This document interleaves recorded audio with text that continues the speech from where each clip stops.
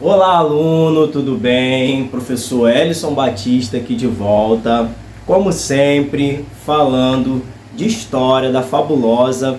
Nós estávamos fazendo uma saga pelas histórias gerais, vimos Roma, vimos Grécia, mas hoje eu quero dar um salto com você e sair da história antiga um pouquinho. Nós vamos voltar lá ainda, mas eu quero sair um pouquinho e entrar na história moderna com você. Por quê? Porque nós estamos com a proposta agora de falar um pouquinho da história do Brasil. Porque a história do Brasil, ela vai cair em alguns concursos, né? Muitos concursos, né? Principalmente ESA, Colégio Naval, SpaceX, alguns concursos militares. Então, eu sei que muitos de vocês pretendem fazer parte, né, de uma força militar, pretendem ingressar no militarismo. Então, eu decidi, né, juntamente com a direção do curso e tudo mais, entrar na história do Brasil, tá? Mas depois nós vamos voltar e vamos terminar de ver a história antiga e vamos ver a Idade Média e depois chegar na Idade Moderna. Mas a Idade Moderna nós vamos dar esse enfoque em Portugal e em Espanha, tá? Na América Espanhola e na América Portuguesa, e vamos dar um enfoque muito forte na história do Brasil para que você possa compreender como que se iniciou esse período de colonização da nossa terra Brasil. Gente, estou com a minha colinha aqui e vou ir colocando alguns slides também na tela para você poder ir acompanhando. Gente, o Brasil, ele é dividido em alguns períodos, né? E o primeiro período dessa divisão que os historiadores ao longo da história fizeram é o período pré-colonial. O período pré-colonial é o período que vai perdurar do ano de 1500, que é o ano quando o Brasil ele é achado, né? Porque esse tema descoberta ele já foi um pouco quebrado no meio acadêmico, então a gente quase que não usa mais esse tema. Mas para que você compreenda, né? Porque desde que você cresceu e passou ali pelo ensino fundamental 1, entrou no ensino fundamental 2, você sempre ouviu essa palavra, descobrimento do Brasil. Em 1500, o Brasil, como nós sabemos, ele foi descoberto por Pedro Álvares Cabral. Como que Pedro Álvares Cabral veio parar nessa terra chamada Brasil? Gente, simples demais. A coroa portuguesa, junto com a coroa espanhola, que eram, né, os grandes navegadores desse período do século XVI, que são os anos de 1500, e do século XV, que são os anos de 1400. Na verdade, no ano de 1400, ali, né, no século XV, Cristóvão Colombo já havia descoberto a América, tá, gente? Nesse intuito de viajar para poder encontrar a Índia. Por que a Índia, gente? Por que os portugueses e os espanhóis queriam muito encontrar a Índia? Porque na Índia tinha muitas especiarias.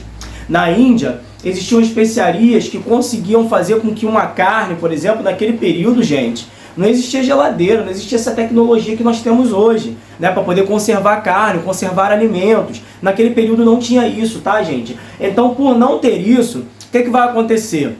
Essas coroas portuguesas e espanholas querem chegar na Índia. E com o intuito de chegar na Índia, eles começam a fazer grandes navegações.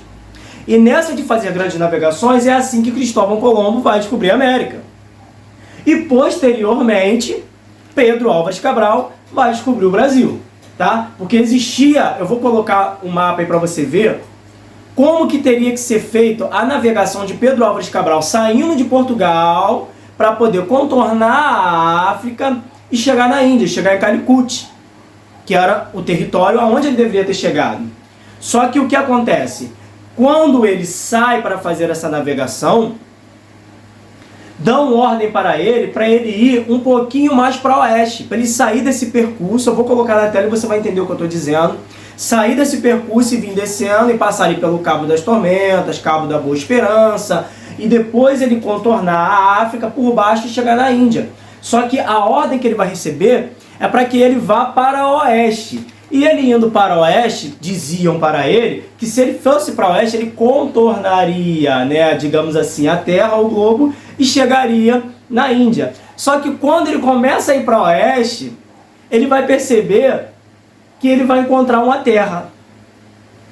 E achando que era a Índia, ele chega na terra que hoje nós conhecemos como Brasil. Por isso também, gente, é interessante a gente falar que os nativos que viviam nessa terra, que vai ter esse encontro com esses portugueses, vão ser chamados de índio, tá? Por quê? Pedro Álvares Cabral estava querendo encontrar a Índia. Quando ele chega aqui nesse território, ele encontra um monte de nativos. E aí no ano de 1500, 22 de abril de 1500, Pedro Álvares Cabral ele vai chegar ao Brasil junto com a sua frota ali de barcos, né? Com os seus queridos amigos que estavam navegando com ele. Eles já estavam muito cansados da viagem, porque a viagem de fato era muito longa e no mar os alimentos estavam acabando, né? E eles estavam muito preocupados, porque eles já estavam andando muito para o oeste e não estavam encontrando. Só que daqui a pouco, alguém pegou uma luneta, olhou e viu que tinha aves voando. E aves voando é um bom sinal, gente. É sinal de que você está próximo da terra. E aí falaram para ele: meu senhor, existem aves, pássaros voando ao entorno de nós.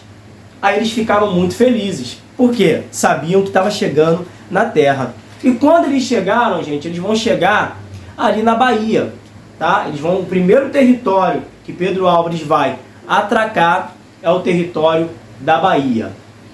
E posteriormente a isso, gente, nós sabemos, né, vocês ainda não estudaram a questão da reforma protestante, essas coisas todas, mas posteriormente a isso vai acontecer a reforma protestante, né? Martim Lutero, né, vai lá colar as 95 teses na igreja de Wittenberg, na Alemanha, e vai começar aquele processo, né, onde o catolicismo ele vai perder um pouco de força. Essa colonização do Brasil, ela vem com muita força também em relação à catequização de povos, a expandir a fé católica. E por eles terem esse intuito de também expandir a fé católica, 2 dias depois, gente, 2 dias não, perdão, 26 dias, 2 dias, né, porque foi descoberto 22 de abril de 1500, no dia 26 de abril vai ser rezada a primeira missa aqui na nossa terra brasileira. Eu vou colocar na telinha aí, porque tem também, né, uma imagem muito bacana para você ver da primeira missa sendo rezada aqui no Brasil, e essa missa foi rezada pelo Frei Henrique de Coimbra. Gente, a primeira relação que os portugueses vão ter com os índios vai ser de paz.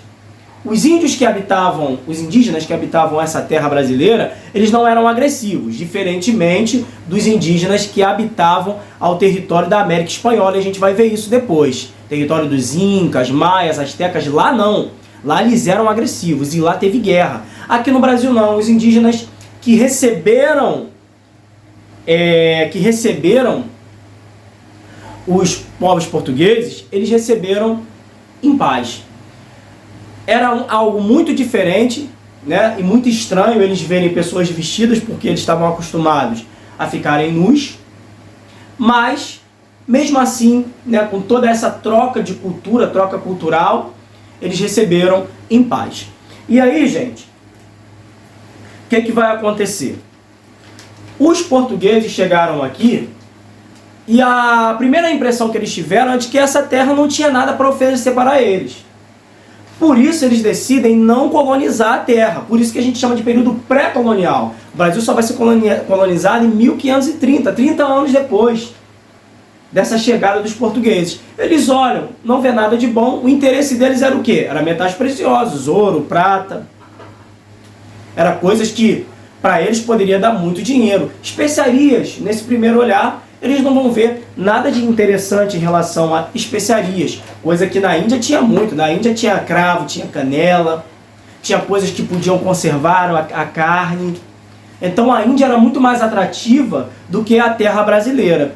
A única coisa que eles olham e veem de interessante é uma madeira que na casca dela saiu uma tintura vermelha que tingia as roupas, chamada pau-brasil. E aí você me pergunta: professor, então é por isso que o nome é do Brasil? É Brasil, é por causa do pau-brasil? Sim, porque os portugueses olharam, deram o nome àquela árvore de pau-brasil, que tinha uma madeira também muito boa para fazer construções de, quem sabe até barcos, fazer construções de móveis e tudo mais. Lá a madeira do pau-brasil era muito boa, e na casca dela tinha uma tintura excelentemente boa e que dava para eles poderem ganharem muito dinheiro em Portugal, que era a tintura vermelha que saía da casca do pau-brasil. Então a única coisa que vai ser explorada nesse período pré-colonial, gente, é o pau-brasil. Tá? O pau-brasil vai ser explorado nesse período colonial. Ainda não vai ser explorado cana, nem café, nada disso, gente. Só o pau-brasil. Então, pensou em período pré-colonial, pensa em pau-brasil. E tá, mas e aí? Quem é que vai ser a mão de obra para poder executar esse serviço do pau-brasil? Gente, a mão de obra vai ser indígena. Tá, mas o índio vai trabalhar de graça para o português? Não, ele vai trabalhar em troca de alguma coisa. Em troca de espelhos, de coisas que eles traziam de Portugal e que para o índio era novidade. Então ele olhava e, caramba, eu quero isso. Aí os portugueses falavam, você quer? Então você trabalha para mim, cortando pau-brasil, e eu te dou o que você quer. E foi desse jeito que foi iniciado esse processo de pré-colonização do Brasil, Brasil pré-colônia. Então a troca de materiais, né? Os portugueses davam materiais para os indígenas em troca da mão de obra deles. E isso é muito importante você guardar no fundo do seu coração, porque isso se chama escambo. Tá, gente? Isso cai muito em prova e vocês vão ver isso na escola de vocês com certeza. Escambo era essa troca. Os índios recebiam algo dos portugueses e em troca eles davam a mão de obra deles cortando o pau-brasil. Até porque o índio conhecia bem a floresta, ele sabia como lidar com animais selvagens e tudo mais. Então era ele, nesse primeiro olhar, nesse primeiro contato com os portugueses, são os índios que vão ser a mão de obra. Tá, gente? E esses pau-brasil eles eram cortados e eram armazenados em locais que os portugueses construíram, claro que com mão de obra indígena, chamadas feitorias. Então ali eles eram armazenados, depois eles eram colocados em navios e levados para Portugal, que era a metrópole. Tá? Então tudo que era explorado era enviado para a metrópole, Portugal. Só que pelo fato do Brasil, dos portugueses, não quererem colonizar o Brasil, já existiam outras nações que estavam querendo também, que estavam nesse período de expansão marítima, que estavam já dentro dessas navegações, entrando nessa promessa de serem navegadores também e tentarem encontrar lugares para colonizar. Já existiam povos e outras nações que queriam colonizar o Brasil, quem sabe, né, tomar o território para poder explorar os bens que essa terra podia dar. E eram os franceses. E depois, posteriormente, os holandeses. Tá, gente? Aí, quando os portugueses sabem que os franceses estão querendo tomar o território do Brasil, eles já começam a olhar e pensar, poxa, se nós não mandarmos uma expedição guarda-costa para lá, pessoas que protejam as terras, os holandeses podem tomar. Aí o que eles fazem? Começam a mandar homens, né, militares, é claro, homens treinados para isso, para poder tomar conta das terras brasileiras, para que esses franceses e holandeses não tomassem o território que até então eles não colonizaram. Os portugueses não colonizaram, mas posteriormente poderia ser, né, uma colônia de exploração. Eles já pensavam nisso, mesmo sem ter colonizado. Então, já falei da mão de obra indígena. O início da colonização vai de 1530 a 1580, tá? Então, o intuito maior dessa colonização era, ainda não era colonização, era uma pré-colonização, perdão, mas já era salvaguardar essa terra. Por quê? Se futuramente eles precisassem de algo que essa terra poderia dar, eles já teriam este local como colônia. Portugal já tinha colonizado, já tinha tomado territórios da África, e ali já estavam explorando alguns bens que aquela terra podia dar. Chegaram à Índia, foram à Índia, né? Pedro Álvares Cabral, depois, posteriormente, ele vai à Índia, tá? Ele vai continuar as navegações dele e tudo mais, só que essa terra vai ficar guardadinha para uma futura exploração. E no ano de 1530, depois deles resistirem muito, eles vão definitivamente colonizar essa terra. Mas esse período é um período que vai ficar para a próxima aula da gente. Então, gente, voltando aqui, a primeira missa foi rezada em 24 de abril de 1500, tá, gente? O Brasil foi descoberto em 22 de abril de 1500. Eu vou colocar uma imagem aí na tela para você ver como que foi esse contato, né, dos portugueses com os indígenas e dos indígenas com os portugueses. Mão de obra indígena por meio do escambo, que era a troca que era feita entre eles, entre os portugueses e os indígenas. Então os indígenas vão cortar o pau-brasil, colocar nas feitorias, que eram esses locais fechados, onde eram armazenados o pau-brasil. Por que o pau-brasil? Porque o pau-brasil tinha uma tintura vermelha na casca dele e porque ele tinha uma madeira muito forte. Gente, basicamente é isso. período pré-colonial eliminado. Próximo período colonial, de 1530 a 1580, foi iniciada a colonização do Brasil. E aí a gente vai ver cana-de-açúcar, a gente vai ver tráfico negreiro e muita coisa legal. Gente, essas aulas são top demais, eu estou muito empolgado para poder trabalhar com vocês. Beijos, abraços do seu professor. Vou botar questão para você poder treinar. Valeu!